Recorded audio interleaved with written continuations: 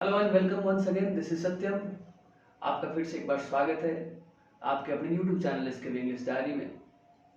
Sorry for the delay, काफ़ी लंबे time से वीडियोस नहीं डाल पा रहा था, टाइम का थोड़ा सा प्रॉब्लम था, लेकिन फिर से वापस आ चुके हैं। तो जैसा कि पिछला हमारा सेशन चल रहा था डायरेक्ट इनडायरेक्ट स्पीच का, अगेन फिर से हम डायरेक्ट इनडायरेक्ट स्पीच का ही जो नेक्स्ट सेशन है हमारा उसको आगे करेंगे। तो चलिए बिना किसी देरी का स्टार्ट करते हैं आज का हमारा सेशन, जो कि डायरेक्ट इनडायरेक्ट स्पीच के इंट्रोगेटिव पार्ट पे डिपेंडेंट। चलिए तो स्टार्ट करते हैं आज का हमारा सेशन। जैसा कि आप देख पा रहे हैं, आज का जो हमारा सेशन होगा वो इनडायरेक्ट सेंटेंस के ऊपर हम लोग बात करने वाले हैं। Indirect sentence, sorry, interrogative sentence. Interrogative sentence का जो यूज किया जाता है, ये यूज किया जाता है प्रश्न पूछने के लिए। प्रश्न पूछने के लिए इसका यूज किया जाता है, और कहीं भी इंग्लिश में ज़्यादातर आप देखेंगे तो दो तरह का सेंटेंस का बहुत ज़्यादा ही यूज किया जाता है, interrogative sentence and assertive sentence का। तो इंट्रोगेटिव सेंटेंस काफ़ी मायने रखता है, काफ़ी इंपॉर्टेंस है इसका, और इस वजह से आज हम लोग इसको कैरी ऑन करेंगे। चलिए हम लोग स्टार्ट करते हैं। उससे पहले कुछ बातें आप लोग ध्यान में रखेंगे। पिछले सेशन में अभी तक आप लोग देखते आए हैं कि सेज एंड सेड को हम लोग टेल्स एंड टोल्ड में बदलते आए हैं, लेकिन यहाँ पर क्योंकि ये इंट्रोगेटिव सेंटेंस है तो इसमें शे को हम लोग आस्क, डिमांड एंड इंक्वायर में, सेज को आस्क, डिमांड्स एंड इंक्वायर्स में, एंड सेड को आस्क, डिमांडेड एंड इंक्वायर्ड में आपको चेंज करना है। ओके, चलिए उसके बाद जैसा कि आप पिछले क्लासेस में देखे हैं, पिछले वीडियोस में देखे हैं कि हम लोग जो चेंज किए हैं वो उसमें कॉमा इन्वर्टेड कॉमा के बदले हम लोग यूज करते आए हैं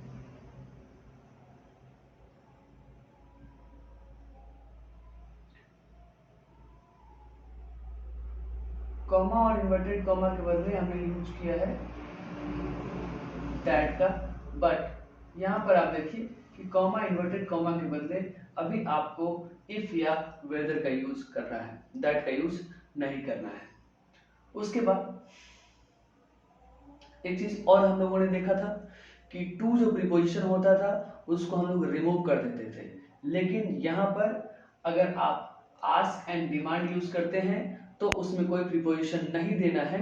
बट अगर आप इंक्वायर्ड का यूज करते हैं, इंक्वायर का यूज करते हैं, तो it will always take the preposition of. तो इसका भी आपको ख्याल रखना है, ये हमेशा ऑफ प्रीपोजिशन लेगा ही लेगा। चलिए उसके बाद इसमें एक बात और ध्यान रखना है कि कॉमा इन्वर्टेड कॉमा के बदले हम लोग इफ और वेदर का यूज जो करेंगे वह केवल यस नो क्वेश्चंस में करेंगे। यस नो क्वेश्चंस वाले में हम लोग करेंगे। जैसा कि आपको पता होगा कि क्वेश्चंस दो तरह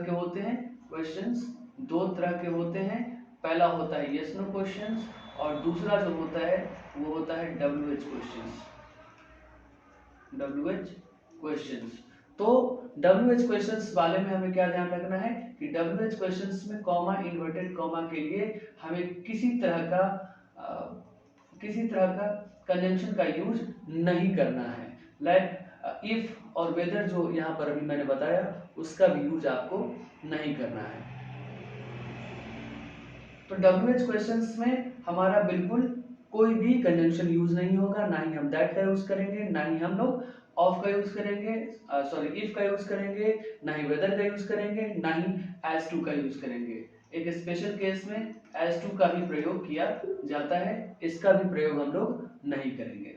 इन बातों को आपको ध्यान में रखना है। चलिए एक बार फिर से मैं रिपीट कर दे रहा हूं कि क्या क्या करना है। तो से को हम लोग आस्क में बदलेंगे, सेल्स को sorry ask, demand and enquire में, सेल्स को आस्क, डिमांड्स एंड इंक्वायर्स में, सेट को आस्क, डिमांडेड एंड इंक्वायर्ड में, कॉमा इन्वर्टेड कॉमा के बदले यस नो क्वेश्चंस में इफ एंड वेदर का यूज करेंगे। और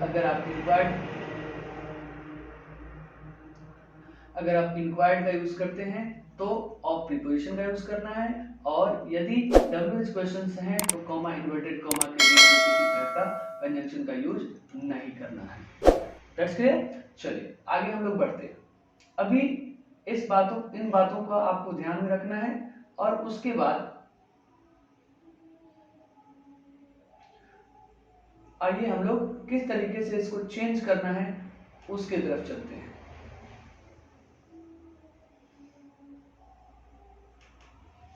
चलिए, तो सबसे पहला जो हम लोग समझेंगे वो समझेंगे यस नो क्वेश्चंस को किस तरीके से हमें बदलना है। तो यस नो क्वेश्चंस को बदलने के लिए आपको सबसे पहले क्या माइंड में रखना है कि सेंटेंस जितने भी आप नरेशन पढ़ेंगे, जितने भी डायरेक्ट इनडायरेक्ट स्पीच को पढ़ेंगे, तो सबसे पहला उसमें जो इम्पोर्टेंट चीज है, इम्पोर्टेंट ये है कि कोई भी सेंटेंस तब तक इनडायरेक्ट में नहीं चेंज किया जाता है जब तक कि उसको एसर्टिव फॉर्म में हम लोग नहीं लेके जाए, एक्सेप्ट इंपेरेटिव सेंटेंस। इंपेरेटिव को छोड़कर आप कोई भी सेंटेंस को उठाइए, सबसे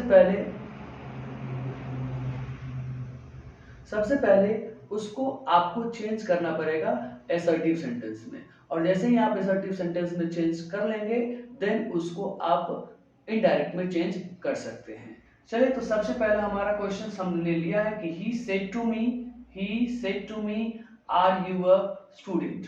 अब यहाँ पर हमारा सवाल है कि हमारा रिपोर्टिंग वर्ब तो पास्ट में है, बट यहाँ पर आप देखिए कि आर यू अ स्टूडेंट, तो सबसे पहले आर यू स्टूडेंट को हमें क्या करना पड़ेगा, हमें एसर्टिव में ले जाना पड़ेगा, और जब इसको एसर्टिव में हम ले जाएंगे तो ये चेंज होकर हमारा आएगा you are a student, you are a student. अभी ये क्वेश्चन हमारा अगेन पिछले जो एसर्टिव पार्ट हम पढ़े थे उस पे ये चेंज होकर आ गया, और एसर्टिव को आपको चेंज करना हमने ऑलरेडी बता रखा है। तो कैसे इसको चेंज करेंगे, हमने कहा सेड के बदले आपको यूज करना है अभी आस्क का। तो देखिए ही आस्क्ड मी, कॉमा इन्वर्टेड कॉमा को जो रिमूव किए उसके बदले हमें या तो इफ यूज करना है, नहीं तो वेदर का यूज करना है। उसके बाद अब सेकेंड पर्सन यू हमारा है, तो यू ऑब्जेक्ट के अकॉर्डिंग चेंज होगा, ऑब्जेक्ट हमारा मी, तो यहाँ उसकी जगह पे आ गया आई। अब क्योंकि चेंज ऑफ टेंस भी करना है तो आई के साथ वर्स का यूज होगा एंड ए स्टूडेंट। ठीक है, अभी बीच में एक बस ये जो यू आर स्टूडेंट हमने जो चेंज किया है ये आपको माइंड में चेंज करना पड़ेगा, या तो इस स्टेप को आप कहीं और दूसरी जगह कर डायरेक्टली इसको चेंज कर सकते हैं। ओके, या इसको कुछ अगर इंक्वायर्ड वाला हमने अगर यूज करना है तो आप इसको ऐसे ही बना सकते हैं, ही इंक्वायर्ड ऑफ मी, जैसा कि मैंने कहा था कि ऑफ प्रीपोजिशन का यूज आपको करना पड़ेगा। तो he inquired of me, if और वेदर का यूज करेंगे, आप जो अच्छा लगे, आपको इफ अच्छा लगता है इफ यूज करें, वेदर लगता है तो वेदर का यूज करें, I was a student. Okay, कोई दिक्कत नहीं है। चलिए, सबसे पहले क्या माइंड में रखना है कि आर यू स्टूडेंट जो क्वेश्चन है उसको सबसे पहले आपको चेंज कर लेना है, किस में कर लेना है, एसर्टिव सेंटेंस में आपको बदल देना है। बाकी सारे काम जो हैं वो एज यूजुअल पीछे के जैसा ही आपका होगा। तो इसको हमने एसर्टिव में कैसे चेंज किया, एसर्टिव में बहुत ही सिंपल है, you are a student, you are a student, और बाकी जितने भी चेंज है वो पिछले के जैसे। ठीक है, अगेन देखिए, Meena said to Raman, Meena said to Raman do you love me, तो डू यू लव मी को जब अगर हम चेंज करें तो आपको याद होगा ये किसका है, ये सिंपल प्रेजेंट का ये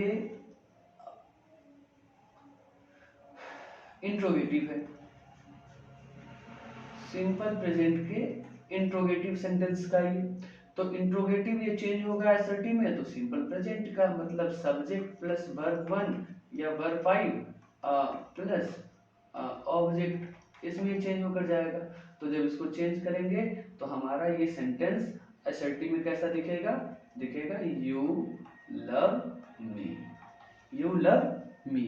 और यू लव मी को चेंज करना बिल्कुल ही आसान है, ये सिंपल प्रेजेंट है तो किधर जाएगा, सिंपल पास्ट में जाएगा, और सिंपल पास्ट में ले जाएगा। बाकी चीजें जैसे मैंने बताया उस तरीके से आप इसको करिए, तो इधर ये चेंज होकर जो आएगा वो आएगा कि मीना आस्क्ड रमन। कैसा आएगा चेंज होकर कि मीना आस्क्ड रमन। इसको सेड को हमने चेंज किया, सेड को हमने चेंज किया किसमें, आस्क्ड में, टू को रिमूव कर दिया और रमन हमारा रमन रह गया। तो Meena asked Raman comma inverted comma के यहाँ पर हमने इफ लिया है and use second person object के अकॉर्डिंग। ऑब्जेक्ट हमारा रमन तो इसके बदले हमने यूज करना है ही, तो ये हो गया ही। और लव सिंपल प्रेजेंट में था, पास्ट में जाएगा तो लव्ड हो गया। हर मी फर्स्ट पर्सन सब्जेक्ट के अकॉर्डिंग, तो मीना गर्ल, तो उसके लिए हमने हर का यूज किया है। तो Meena asked Raman if he loved her. ये तो नॉर्मल हो गया। इंक्वायर्ड वाले से बना सकते हैं, Meena inquired of Raman if या वेदर, दोनों में से किसी एक का यूज करिए, ही लव्ड हर। ओके, चलिए आगे बढ़ते हैं। आगे बढ़ने में अगेन सेम क्वेश्चन है।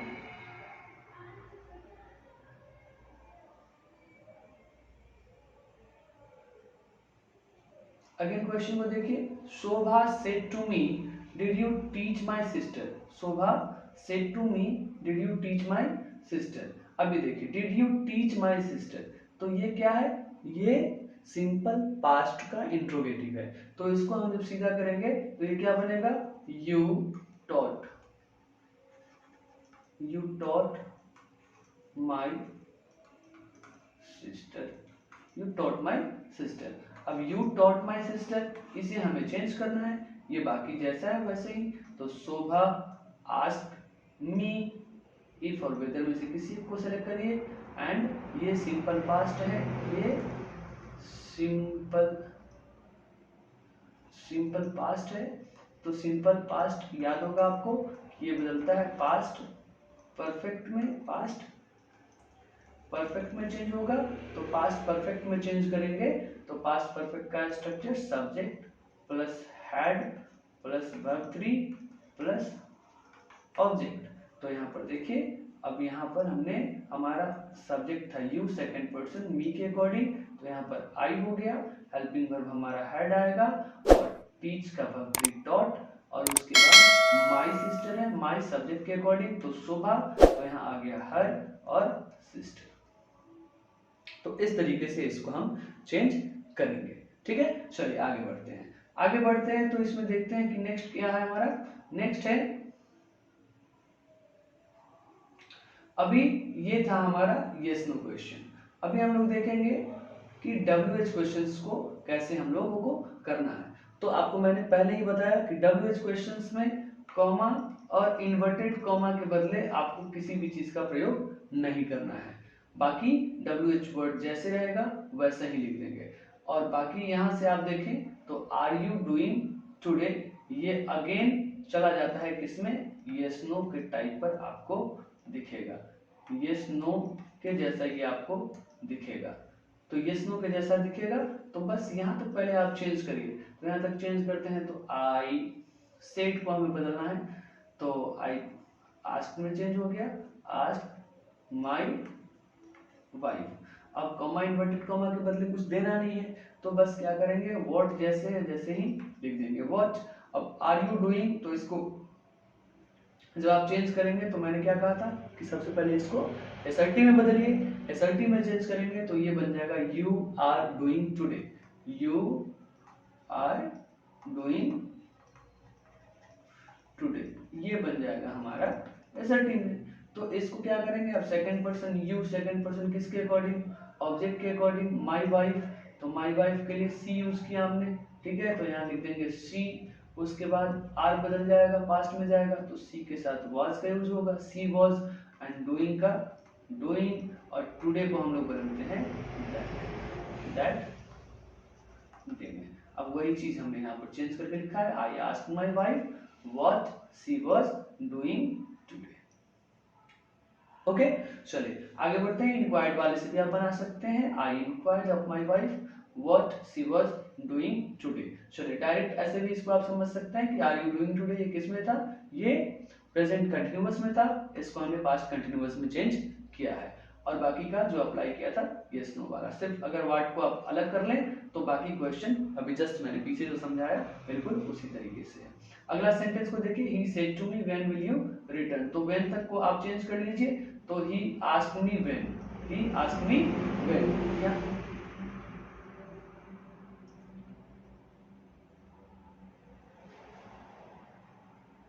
ही आस्क्ड मी व्हेन, ये आपको सिंपल सा दिखाई दे रहा है। और उसके बाद हमने यहाँ पर विल यू रिटर्न को आप सीधा करेंगे तो क्या बन जाएगा, यू विल रिटर्न। तो यू सेकंड पर्सन, तो आ गया आई, और विल के लिए पास्ट में ले जाएंगे तो वुड, तो आई वुड, और रिटर्न का रिटर्न। इंक्वायर्ड से बनाएंगे तो he inquired of me, he inquired of me when I would return. Okay, चलिए, तो ये हो गया हमारा WH। इसके बाद अगर देखें तो इसमें अगर निगेटिव सेंटेंस दे दिया जाए तब हम इसको कैसे चेंज करेंगे उसको देखते हैं। तो निगेटिव सेंटेंस अगर आपको मिल जाता है तो निगेटिव वाले में क्या ध्यान रखना है, कुछ भी नहीं, सारी चीजें बिल्कुल सेम तरीके से होंगी, किसी तरीके का उसमें कोई चेंज आपको नहीं करना है। जहां पे नॉट का यूज होना है वहां पर आप सिर्फ नॉट का यूज कर देंगे, आपका काम हो जाएगा। जैसे एग्जांपल में देखिए, यहाँ पर example she said to me, तो सी आस्क्ड मी इफ और वेदर में से किसी एक को सिलेक्ट करिए। मान लीजिए इफ को सिलेक्ट किया तो इफ हो गया हमारा। और अगेन डिड है, मतलब सिंपल पास्ट का है, तो यू इसको चेंज करेंगे तो कैसे हुआ आएगा, you did not write me a letter, ऐसा है। तो यू को चेंज करेंगे सेकंड पर्सन ऑब्जेक्ट के अकॉर्डिंग, आई आ गया। अब डिड नॉट सिंपल पास्ट में था तो ये जाएगा पास्ट परफेक्ट में, तो हैड नॉट। और राइट को भर्तरी रिटेन, हर, यहाँ पर मी है फर्स्ट पर्सन तो सी के अकॉर्डिंग, तो यहाँ पर हर हो गया, और ए लेटर। कोई भी चीज नहीं है, बस जहां पर नॉट लगना है वहां पर आप नॉट को लगा दीजिए। He said to me how do you not know me, again वही चीज है, तो he asked me how I did not know him. अब क्योंकि यहाँ पर डू है तो डू का पास्ट क्या होता है, डिड होता है। ठीक है, चलिए। अगर इसी दौरान क्वेश्चन में अगर आपको क्या दिख जाए, क्वेश्चन टैग दिख जाए, तो क्वेश्चन टैग अगर दिखता है तो आपको क्या करना है, क्वेश्चन टैग दिखने से कुछ भी नहीं करना है, क्वेश्चन टैग को सिर्फ आपको क्या कर देना है, हटा देना है। क्वेश्चन टैग जहां भी आपको दिखे उसको क्या कर देना है, रिमूव कर देना है। तो क्वेश्चन टैग को रिमूव करने के लिए आप क्या करेंगे, बहुत ही सिंपल है। क्वेश्चन टैग को आप बिल्कुल आसानी से रिमूव कर सकते हैं, इसमें कोई बड़ी बात नहीं है। तो कैसे रिमूव करेंगे आइए देखते हैं।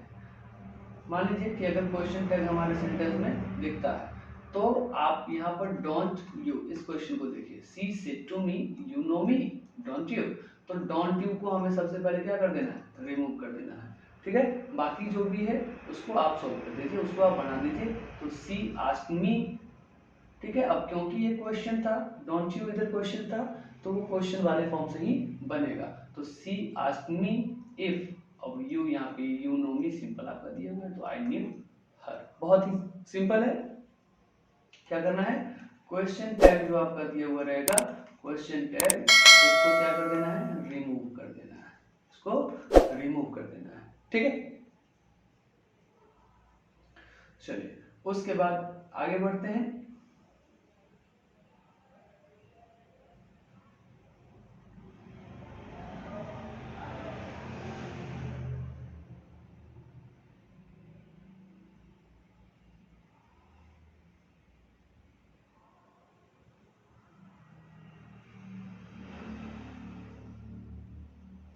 चलिए, ये हमारा पॉइंट होगा कि अगर क्वेश्चन जो हमारा दिखता है डायरेक्ट का, उसमें दोनों रहे, एक तो क्वेश्चन होता ही होता है और साथ में क्या रहे, आंसर भी आपको दिखे। कोई चीज अगर कुछ पूछा जा रहा है और उसका जवाब भी उसी सेंटेंस में अगर आपको दिख जाए तब हम उसको कैसे चेंज करते हैं आइए देखते हैं।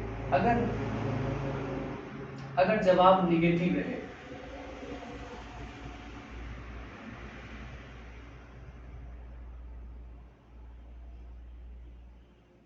अगर जवाब निगेटिव रहे तो उसको आप लिखेंगे रिप्लाइड इन नेगेटिव, याद रखेंगे रिप्लाइड इन निगेटिव। अगर जवाब अफर्मेटिव रहे, हाँ में रहे, तो उसको लिखेंगे रिप्लाइड इन अफर्मेटिव। अगर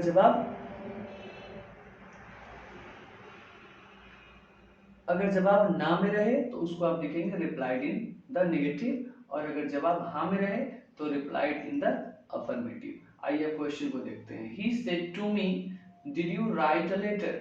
चलिए यहाँ तक तो नॉर्मल है, जस्ट अभी जैसे मैं समझाया बिल्कुल उस तरीके से करेंगे। अब यहाँ पर ऐड हो गया आई सेड यस, तो यहाँ पर यस है, मतलब जवाब हमारा अफर्मेटिव में है। ठीक है, तो कुछ नहीं करना है, बाकी सारी चीजों को पहले तो आप सॉल्व कर दीजिए। तो he asked me if I had written a letter. ठीक है, ये यहाँ तक को हमने बनाया, तो ये बना he asked me if I had written a letter, और उसके बाद आई सेड यस, इसके बदले सीधा सा आप कर दीजिए कि I replied in the affirmative.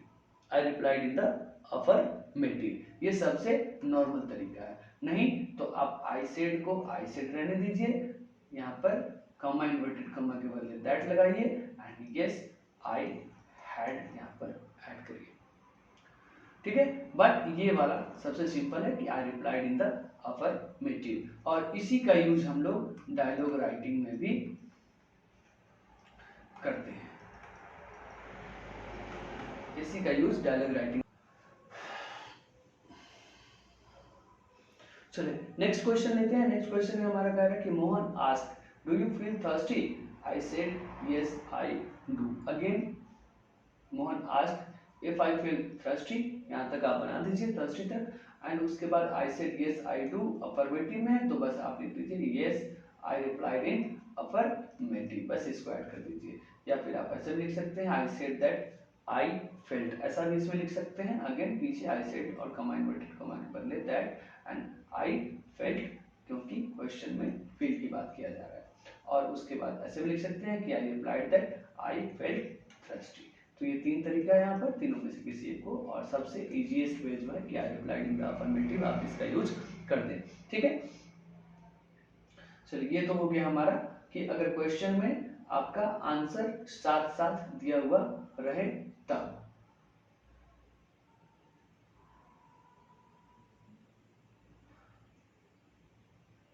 अब इस तरीके से हम लोग क्वेश्चंस वाला जितने भी क्वेश्चंस होंगे, जितने भी डायरेक्ट क्वेश्चंस होगा, उसको आप इनडायरेक्ट में चेंज कर सकते हैं।